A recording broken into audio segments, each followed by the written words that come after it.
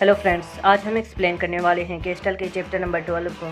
पिछले चैप्टर में हमने देखा किमचिन के बुलाने पर कैरोट आता है किमचिन से मिलने। किमचिन उसे ड्रग की बोतल दिखाते हुए पूछता है ये क्या चीज़ है और ये किसकी है।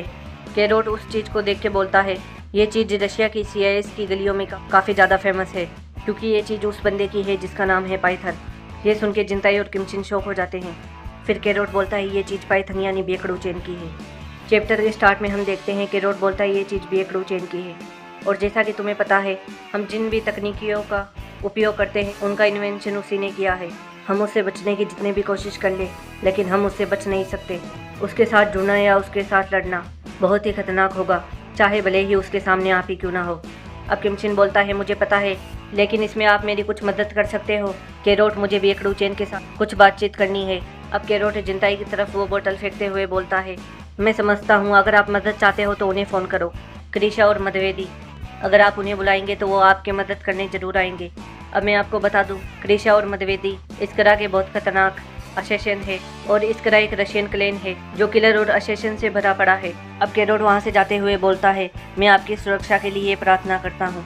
कैरोट ने मना कर दिया होता है पाइथन के अगेंस्ट कुछ भी मदद करने के लिए किमचिन की। अब हम देखते हैं कैरोट का बॉडीगार्ड कैरोट से बोलता है पाइथन ये नाम मैंने पहले भी सुना है, लेकिन मैंने ये भी सुना था वो बहुत समय पहले ही रिटायर हो गए हैं। फिर वो कैरोट से पूछता है एमो टेग्रो उससे बेहतर है या नहीं।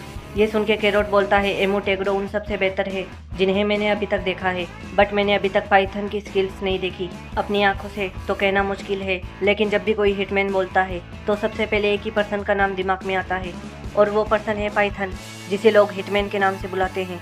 पाइथन को ऐसे लेजेंड दुनिया जानती है, लेकिन एमो टेग्रो भी अभी का बेस्ट स्किल्स और बेस्ट टैलेंट वाला सेशन है। अगर वो दोनों एक दूसरे के सामने उतरेंगे तो बहुत ही खतरनाक मुकाबला होगा उनके बीच में।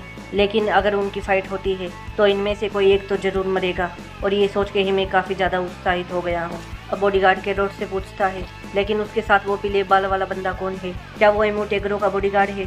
अब कैरोट कार में बैठते हुए बोलता है वो बंदा सोरो का है। ये सुन के बॉडीगार्ड बोलता है क्या वो सच में सोरो का है। मैंने सुना था कि उसने एक बार 2 कनाइफ से एक पूरी ऑर्गेनाइजेशन को साफ कर दिया था। क्या आपको यकीन है वो वही बंदा है। अब कैरोट बोलता है वो देखने में काफ़ी एनोइंग लगता है, पर उसके चेहरे पर मत जाना, उसने कनाइफ चलाने में महारत हासिल की है। अगर आपने उसके सामने जल्दबाजी की या उसे कम आंकने की गलती की तो वो आपका सर एक ही पल में उड़ा देगा। अब कैरोट बोलता है चलो बातें बंद करते हैं और यहाँ से चलते हैं। वो दोनों वहाँ से चले जाते हैं। अब सीन चेंज होता है और हम देखते हैं किम डेक्योन को, और उसके साथ 2 बंदे और होते हैं। वो किसी का वेट कर रहे होते हैं। तभी वहाँ एक कार आती है जिसमें से एक बंदा अपने बॉडीगार्ड के साथ उतरता है बैग लेके। वो उनके सामने बैग फेंकता है जिसमें 10 kg पीका ड्रग होता है। अब डेक्योन के मेंबर उनके सामने पैसों से भरा बैग रखते हैं। तभी डेक्योन 10 kg देख के उस बैग पे लात मारता है और बोलता है कि आप किसी बात से नाराज हैं।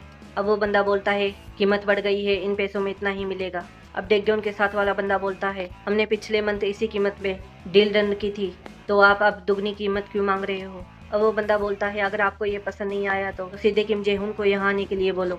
फिर वो बंदा उस बंदे का गला पकड़ के बोलता है तेरी हिम्मत कैसे हुई मुझसे इस टोन में बात करने की। अब हमें इसके बारे में बताया जाता है ब्रिस्टा अलाइस ड्रग डीलर।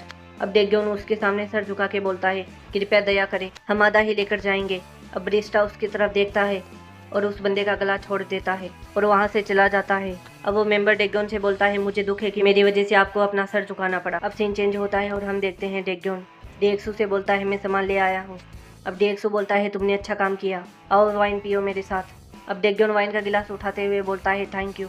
अब डीएक्सू बोलता है मुझे इस तरह से जीते हुए 20 साल हो गए हैं, और इन 20 सालों में मैंने तुम्हारे जितना स्किल्ड पर्सन नहीं देखा, और यही कारण है कि मैं तुम्हारा बहुत सम्मान करता हूँ। अब डेक्योन बोलता है मैं इसके लिए आपका आभारी हूँ। अब डीएक्सू बोलता है मैं और ऊंचाइयों पर जाना चाहता हूँ डेक्योन, बट मेरा राइट हैंड जिस पे मुझे भरोसा था वो पड़ोस में कुछ कमीनों पर ध्यान नहीं दे रहा। मेरा ऑर्डर सुनने के बाद भी लगता है मुझे मेरा राइट हैंड ही काटना पड़ेगा अपने इन्हीं ही हाथों से।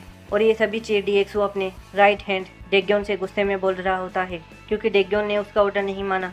अब डीएक्सू बोलता है ये तुम्हारा आखिरी मौका है, जाओ ब्यूजिन फिक्शन को जड़ से ख़त्म कर दो। अब डेक्योन वहाँ से जाते हुए सोचता है अब दबाव मुझ पे है, क्या ये उस कमीने जेहुन की वजह से है। तभी हम देखते हैं उसके सामने कोई आता है और उससे बोलता है बहुत समय बाद मुलाकात हुई किम डेक्योन। उसे देख के डेक्योन का फेस रिएक्शन चेंज हो जाता है। फिर वो बोलता है तेरे चेहरे पे ये घाव के निशान कैसे हैं किम डेक्योन।